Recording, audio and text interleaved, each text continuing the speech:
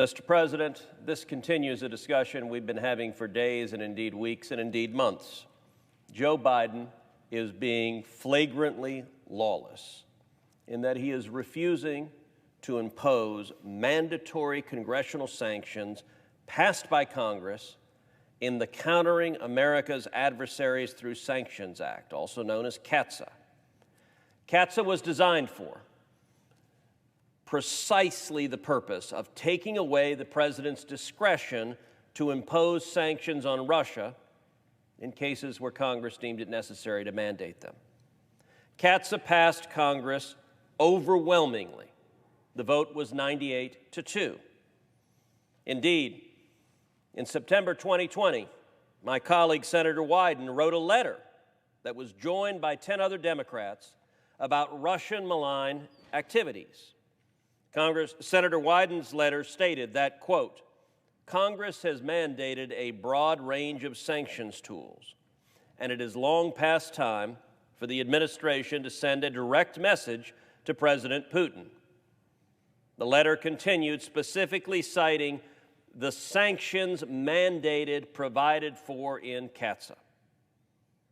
President Biden is legally obligated to sanction Nord Stream 2 AG, the company responsible for the planning, the construction, and the eventual operation of Putin's Nord Stream 2 pipeline.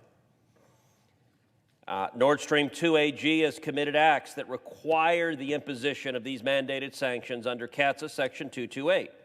Section 228 mandates sanctions on any company that conducts any, quote, significant transactions, including, quote, deceptive transactions for Russian companies that are already sanctioned. In May, the Biden State Department sent Congress a certification confirming that Nord Stream 2 AG had engaged in those actions. It is clear that Nord Stream 2 AG falls under the mandatory sanctions of CAATSA. Nobody, not even the Biden administration, denies that the Biden State Department sent that certification confirming those actions. Nevertheless, President Biden, and in particular, the Department of Treasury, is refusing to implement the law. I've spoken directly with Secretary Yellen. I've spoken directly with the Deputy Secretary of Treasury. The law is clear and unequivocal, and because of the political agenda of the Biden White House, because of President Biden's desire to surrender to Vladimir Putin and to give him a multi-billion-dollar pipeline, weakening America, weakening Europe, and giving vast resources to Putin to hold Europe subject to energy blackmail, Treasury is refusing to follow the law. Nevertheless, I've been willing to offer a compromise. I've placed holds on nominees to the State Department and some of the nominees to the Treasury Department, and I've offered a compromise to lift the holds on this nominee and other nominees to the Treasury Department, and also to lift the holds on career nominees to state if either the Biden administration follows the law in CAATSA and imposes sanctions, that's option A, that would be the best option, or if option B, if they decide because for whatever political reason they believe surrendering to Putin is a good idea, notwithstanding America's national security interest, there's a second option that I've offered to lift those holds, which is they could impose the sanctions under CAATSA and then immediately delist Nord Stream 2 AG. That would prevent the sanctions from going into effect, but it would also trigger an automatic vote here in this Congress to override that decision. I've made that offer along with Senator Toomey in writing months ago. It's a reasonable compromise, and yet the Biden administration won't take it. They won't take it because they're terrified if and when Congress votes on that override, that an overwhelming bipartisan majority of Congress in the Senate and the House will vote to override Joe Biden's indefensible decision to surrender to Vladimir Putin.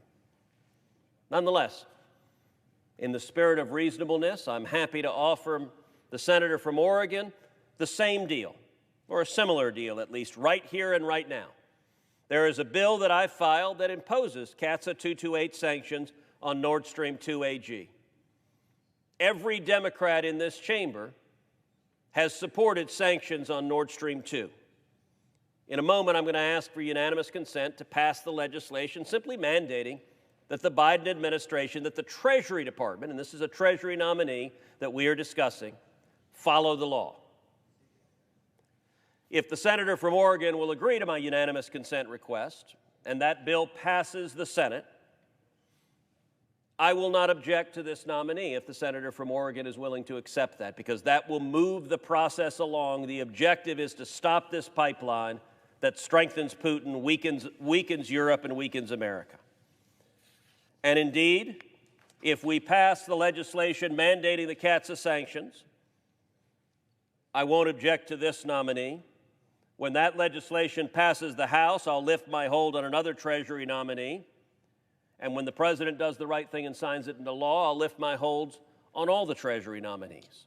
So it is a reasonable, incremental step forward that gives the senator from Oregon the chance to demonstrate that when Democrats give speeches about how Nord Stream 2 is bad for America, bad for Europe, bad for the environment, but good for Russia and Putin, we can now discover whether or not Democrats actually believe what they have said in speeches so many times.